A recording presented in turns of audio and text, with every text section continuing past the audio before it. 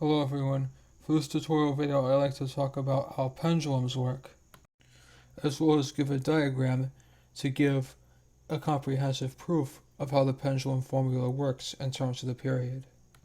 A pendulum is defined as a mass on the end of a string called a bob that is suspended from a ceiling or similar suspension, like a metal bar. And we know from everyday observations that it moves back and forth toward the center point, exactly like how a spring works. So we can classify it as a simple harmonic oscillator as well.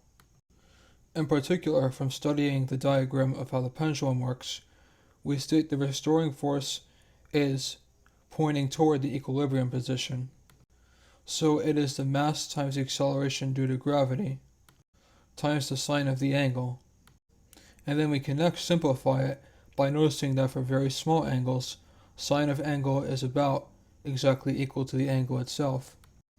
So we can do the appropriate substitution of replacing sine of angle with angle directly. We next remember from how rotational motion works in general, the arc length equals the length or radius times the degree.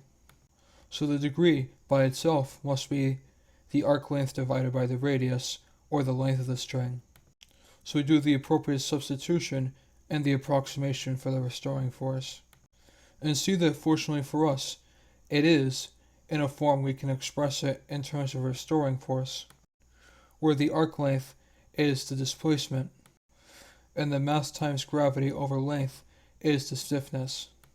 So we can plug in this for the stiffness in the period formula found in the last video. And then we can do simplifications, where the masses cancel, and because we are dividing by length in the denominator, this means that we are multiplying by it in the numerator. So we conclude that the formula is exactly 2 pi times the square root of length of wire over acceleration due to gravity.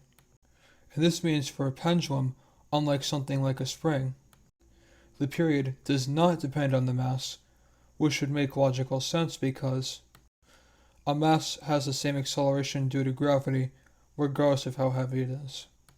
So just like the universal gravitation formula, we can use the equation of a pendulum to figure out the exact acceleration due to gravity using algebra.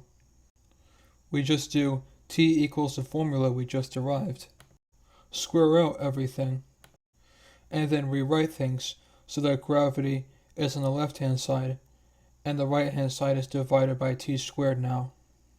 And if we are given exact dimensions for the pendulum length, as well as told the period it oscillates in, then we simply plug in all of the numbers and we get acceleration due to gravity is approximately equal to 9.81 meters per second, which is exactly what we deduced from the universal gravitation formula too. But it never hurts to be extra sure. In my next tutorial video, I like to talk about harmonic motion that does not cycle back and forth smoothly, but dies out over time. And this has a technical name of damped harmonic motion, similar to what put a damper on something means in non-technical contexts. Don't forget to subscribe if you found this video informative, and make sure to see other tutorial videos, and follow me on either Facebook or Twitter for more content.